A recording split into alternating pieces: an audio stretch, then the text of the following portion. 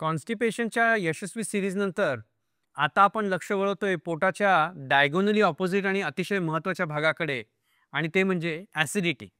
Acidity म्हणजे पोटात ॲसिडचं मोहोळ.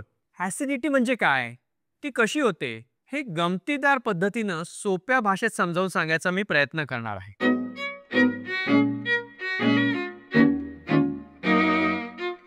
आज आपण सुरुवात करतो आहोत आपल्या पहिल्या भागानं, पोटात पेटलेलं ॲसिडचं मोहोळ. म्हणजे नेमकं काय होतं पोटात जेव्हा तुम्ही सायंकाळी वडापाव, बटर डोसा आणि वरून कोल्ड्रिंक हाणता ना, तेव्हा बघा तुमचं पोट म्हणतं मी म्हणजे एक केमिस्ट्री लॅब आहे आणि त्यात असतं एक महत्वाचं केमिकल ज्याचं नाव आहे हायड्रोक्लोरिक ॲसिड. हे तेच ॲसिड आहे जे शाळेत केमिस्ट्री लॅबमध्ये सांभाळायला लागतं, सावधपणे हाताळायला लागतं, आणि हेच ॲसिड आपल्या पोटात सुद्धा असतं. नॉर्मली हे ॲसिड हे फक्त अन्न पचवायला वापरलं गेलं पाहिजे, आणि म्हणून जठर आणि अन्ननलिका याच्यामध्ये एक गेट कीपर असतो. याला म्हणतो आपण लोअर इसोफेजियल स्फिंक्टर किंवा LES. हा गेट कीपर व्यवस्थित काम करत असेल तर ॲसिड फक्त पोटातच राहतं. पण कधी कधी हा गेट कीपर ड्युटीवर झोपतो आणि मग जातं ना ॲसिड वर. मग काय सुरू होते, ॲसिडिटीची कथा.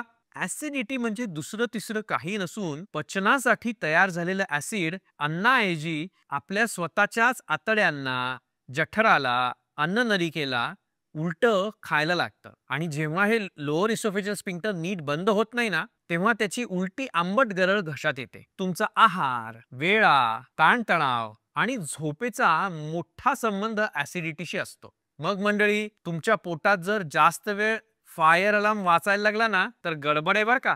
मग पाहूया पुढच्या भागात, झणझणीत वडा खाल्ला की पोट म्हणतं I have a burning desire. कारण शोधूया आणि थोडं हसूया. तोपर्यंत अन्न सावकाश खा, पण पॉडकास्ट मात्र जोरात शेअर करा.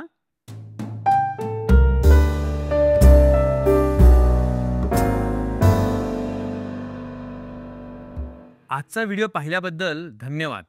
तुमच्याकडे काही प्रश्न असतील तर कमेंटमध्ये नक्की विचारा. तुम्हाला हा व्हिडिओ आवडला असेल, उपयोगी वाटला असेल तर नक्की लाईक करा, शेअर करा आणि सबस्क्राईब करा.